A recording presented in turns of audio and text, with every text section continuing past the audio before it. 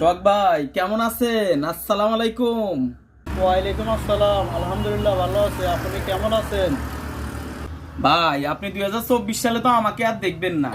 আমার চলাফেরা, উঠা বসা, কথাবার্তা, লেনদেন, কোনোদিন ওষুধ নিয়েছি, কোনোদিন টিয়া দিন, কোনোদিন টিয়া দিছি, ওষুধ নিন, এরকম যদি কোনো আচার আচরণে আপনি যদি কষ্ট পাইয়া থাকেন, তাইলে আল্লাহর হস্তে আমাকে মাফ করে দিন। কারণ আপনি আমাকে আর 2024 সালে আমাকে দেখবেন না। আল্লাহ বাঁচায় রাখলে 25 সালে আমার লগে আল্লাহকে দেখা হইবে ইনশাআল্লাহ।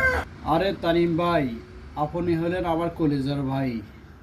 আপনি আমার সাথে খারাপ আচরণ তো থাক, দূরে থাক।